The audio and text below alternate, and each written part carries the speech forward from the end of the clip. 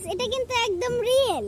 এবার আমরা কোনো ফিল্টার মারি না। হ্যাঁ, রিয়েল রিয়েল লুকটা তো রেখে দেন। আর আমার চশমা ছাড়া আমাকে কেমন লাগে একটু বলেন তো। তুই চুলটাকে কি অবস্থা করে রেখেছিস? সে কত সুন্দর। শোনেন, আমাদের গোপালগঞ্জে কিন্তু কাচ্চি বাই থেকে আপনাদের বিরিয়ানি খেতেই হবে।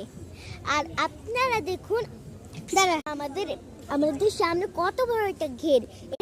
অনেক বড় একটা মাছ আমার ভারী বাঁধিয়েছে, তাও শ্রেষ্ঠ নাম। ও কেটে ওর পুরো নামটা বললাম না, ওর পুরো নাম শুনলে আপনি এই রে মাছ কি এখন হচ্ছে পিছনে ঘুরান দাঁড়ান। হলো কেন, আমরা আমাদের ক্ষেতে এইসব ধান চাষ করে থাকি। আমরা একটাও চাল কিনি না, শুধু দেখছেন আমাদের এই প্রাকৃতিক সবুজ ঘেরা বাংলাদেশটা। তো আপনারা অবশ্যই কিন্তু আমাদের গ্রামের বাড়ি আসবেন। আমাদের গ্রামের বাড়ি ঠিকানাটা কি দিয়ে দেবো? আমি দিয়ে দাও। চর গুবরা মধ্যপাড়া, গুবরা চর গুবরা মধ্যপাড়া চর, ঠিক আছে না, চর গুবরা মধ্যপাড়া, চর গুবরা একদম শেষের দিক, মানে গোপালগঞ্জের একদম লাস্টের দিক। হ্যাঁ, আর আর আমাদের দেখবেন বাড়ির সামনে একটা অয়েল মিলের মানে সাইনবোর্ড টানানো। আর জানেন আমরা কিন্তু শোনেন, আমরা প্রতিদিন মধুমতি নদীতে যাই স্নান করতে। আর তার জন্য আমরা সাদা সাদা।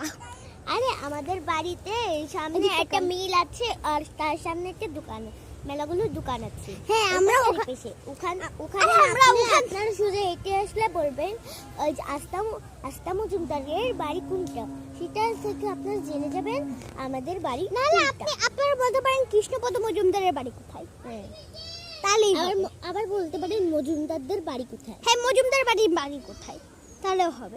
তো ফ্রেন্ডস, আমি আপনাদের ঠিকানাটা দিয়ে দিলাম এবং আমাদের এই প্রাকৃতিক সবুজের মাঝে আপনাদের ব্লগটা শেষ করলাম।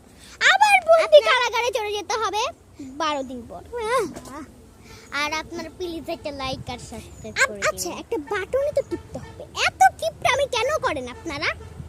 যদি লাইক সাবস্ক্রাইব না করছেন না, থাপড়াবো। প্রভু বলছে কেন বলবে কি, যদি আপনারা যদি লাইক সাবস্ক্রাইব করেন তাহলে আমাদের তরফ থেকে তাদের ভালোবাসা। আপনি যদি ঢাকায় যান তাহলে একটা গিফট দেব। আর আমাদের বাসায় কিন্তু রাকিবদের বাসাও আছে। আগে সাবস্ক্রাইব তো করেন। টাটা।